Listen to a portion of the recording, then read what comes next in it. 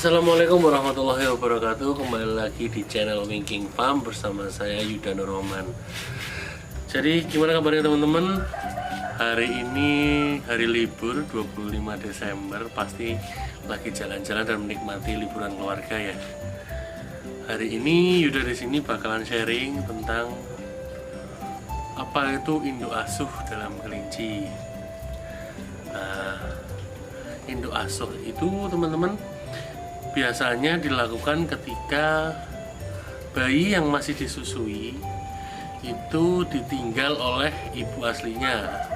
Bisa jadi karena mati, bisa jadi karena induknya sedang sakit teman-teman.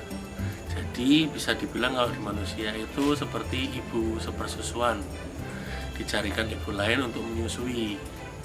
Nah, di depan saya ini salah satu ibu asuh yang saya pakai untuk jenis German Giant di kandang saya. Nah, ini jenisnya itu New Zealand White teman-teman, dimana dia sedang ngasuh 3 ekor German Giant Cross di tempat saya. Nah, kenapa saya memilih untuk ambil induk asuh? Karena ibu dari anakan kelinci tersebut kena kembung teman-teman. Kemarin di Pare sempat ada badai angin, jadi dia kena kembung dan mati padahal bayinya masih umur 5 hari. Nah, apa solusinya? Salah satunya adalah mencari induk asuh. Gimana cara mencari? Yaitu saya biasanya mencari di peternak-peternak lokal di sekitar yang mempunyai induk yang sedang menyusui, di mana umurnya masih mirip-mirip teman-teman. Jadi misal bayinya yang punya kita itu masih di umur 5 hari atau 4 hari, kita juga mencari induk asuh yang sedang menyusui di umur-umur tersebut 4, 5, 6 harian. Jadi kurang lebih antara range 2 hari perbedaan. Kalau bisa sama malah baik teman-teman. Misal yang ditinggal umur 5 hari, kita dapat juga umur 5 hari. Nah, ini kebetulan saya dapat induknya, dia cuman anak satu teman-teman, anaknya satu. Dan ada induk lain yang anaknya sedikit. Jadi anak NZ White ini dititipkan ke induk yang lain, dan dia saya bawa teman-teman untuk mengasuh anakan dari indukan German Giant saya. Nah, jenis apa mas yang bisa dipakai untuk indukan asuh? Biasanya yang lebih baik itu sejenis teman-teman. Misal jenis NZ, induk asuhnya juga NZ, itu juga baik.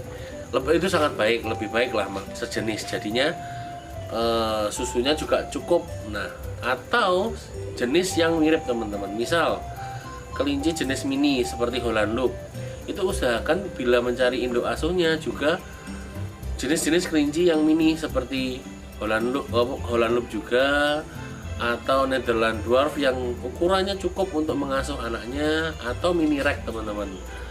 Sedangkan misal kelinci sedang seperti kelinci rek, kelinci New Zealand, Hyla, Haikol, bisa dicarikan induk asuh yang sekelasnya. Nah, karena untuk German Giant dan Flemish Giant biasanya indukan asuh itu nyarinya sulit teman-teman. Biasanya saya bagi di kelinci jenis sedang seperti NZ White. Nah, kebetulan kemarin anaknya kelinci German Giant cuma 6 ekor. Jadi saya kasih ke satu indukan New Zealand ini seharusnya cukup untuk mengasuh, tapi yang bertahan sampai sekarang 3 karena seleksi alam teman-teman. Nah, gimana cara mengecek bisa enggak jadi induk asuhnya? Jadi biasanya gini teman-teman, aku dapat saran dari beberapa peternak ada 2 sampai 3 cara. Cara yang pertama itu teman-teman masukkan bayi teman-teman ke calon induk asuh baru. Tunggu teman-teman beberapa detik, berapa menit, 1 menit lah. Apakah induknya ini marah-marah atau tidak? Biasanya kalau induknya marah itu akan langsung ngusir bayinya. Berarti induk ini tidak mau bahwa ada bayi baru yang diasuh. Segera cari induk asuh lain. Itu cara pertama. Kedua, cara ini diajarkan oleh salah satu peternak besar di Blitar, itu dengan memberi wangi yang sama dengan induknya. Jadi begini teman-teman, bayinya kita kasih wangi-wangian yang mirip. Misalnya kita kasih parfum gitu ya, parfum yang wanginya sama. Misal parfum A gitu ya. Kita oles di badan bayinya parfum A, lalu di bagian hidungnya induk ini juga dioles sedikit parfum tersebut, baru disatukan di satu kandang. Nah, kita lihat reaksinya. Kalau induknya tidak marah, tidak mengusir bayinya, maka itu bisa dijadikan induk asuh teman-teman. Nah, untuk cara yang ketiga itu dimanualkan langsung teman-teman. Jadi tanpa mengecek seperti itu, induk asuh langsung dimanualkan untuk menyusui anaknya. Tapi untuk yang cara ketiga itu biasanya dilakukan kalau kelinci anakannya sudah umur semingguan ke atas teman-teman. Kalau masih baru kan masih terlalu kecil, dia belum bisa menyusui, belum bisa menyusu, belum bisa cari teteknya induknya. Nah, jadi dia perlu bantuan induknya untuk memposisikan. Nah, biasanya agak sulit untuk langsung dimanualkan. Biasanya memang harus mau gak mau induknya memang mau menyusui. Tapi dari cara 1, 2, dan 3 lebih baik tetap dimanualkan teman-teman 2 kali sehari, yaitu di sore dan pagi hari. Jadi agar aman lah teman-teman, biar anak-anakannya tetap mendapatkan susu yang cukup. Lalu standarnya berapa satu induk, berapa anak kan teman-teman. Nah, itu tergantung jenis sih teman-teman. Kalau yang saya udah tahu itu untuk jenis sedang dan besar, itu satu indukan ini kalau bisa maksimal 6 lah, jangan lebih dari itu, karena kalau lebih dari itu putingnya juga sudah nggak cukup, terus kasihan dia nanti stres. Nah, jadi gitu teman-teman. Ini juga induknya udah 1 bulan nyusuin anak-anaknya, jadi anak-anaknya udah makan sendiri, udah minum sendiri, insya Allah aman. Nah, nanti ini dikembalikan ke peternak yang punya, dia minjemin teman-teman.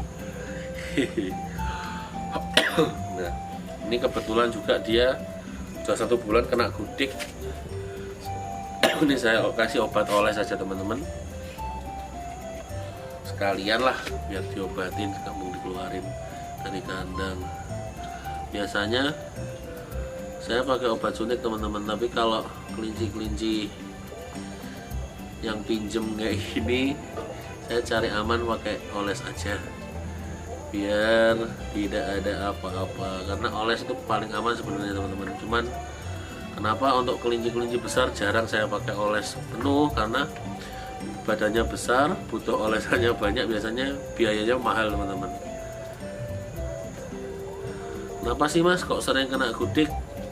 Nah, itu banyak faktor teman-teman. Salah satunya bisa karena kotor, kandangnya lagi kotor. Kedua ya memang karena musim juga, misal musim angin banyak bakteri-bakteri yang berterbangan. Juga bisa juga karena faktor-faktor lain, banyaklah penyebabnya gudik itu penyakit kelinci. Semua kelinci lah pasti pernah, peternak pasti ngerasain kelincinya kena gudik itu pasti. Ini obat paling aman oles teman-teman. Biasanya paling kelihatan di kuping sih. Nah, terus di jari-jarinya ini nih, jari nih agak sulit biasanya, tidak terlalu bonding sama aku dia. Kalau kelinci kecil gini enak teman-teman, tinggal diginiin dia udah nggak ada tenaga musuh aku. Kalau kelinci besar walah.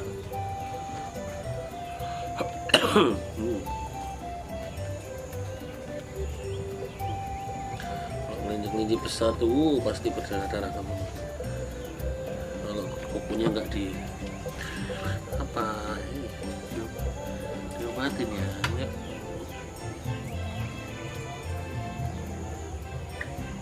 Diobatin loh ini. Mana sih ya? Nih kuku-kukunya ini harus kena semuanya biar cepat sembuh.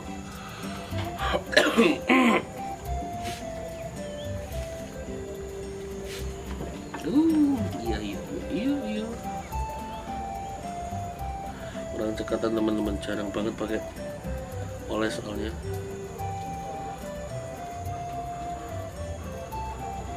Saya pribadi enak suntik, langsung kena semua satu tubuh.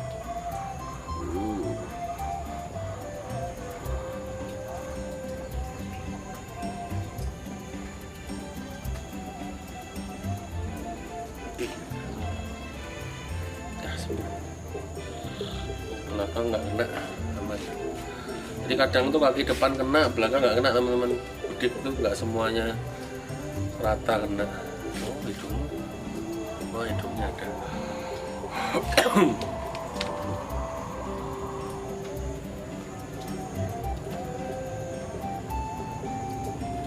Hidung juga teman-teman, kadang-kadang kalau kelihatannya sudah besar gitu, makanya kecil-kecil ini udah dicek aja. Oke.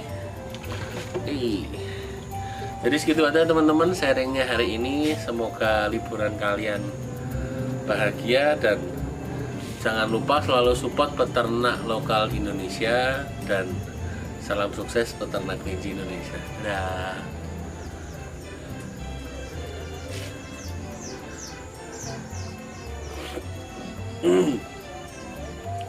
Oh ya, salah satu nanti contohnya anakan dari induk asuh nanti ada di video setelah ini ya.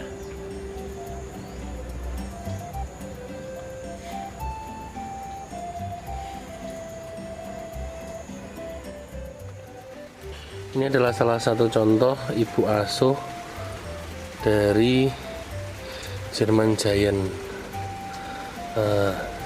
Induk dari German Giant ini kena sakit dan mati ketika kembung di umur sekitar kurang lebih 3 hari 4 hari.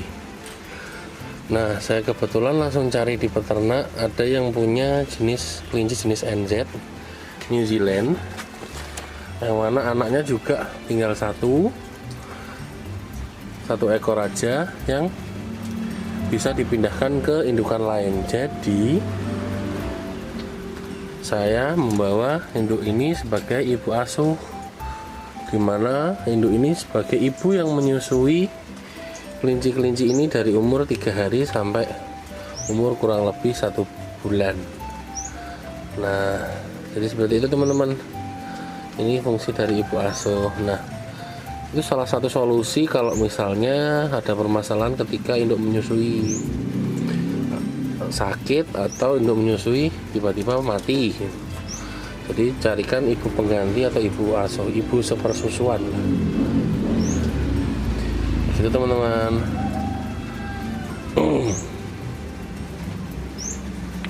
Alhamdulillah sehat.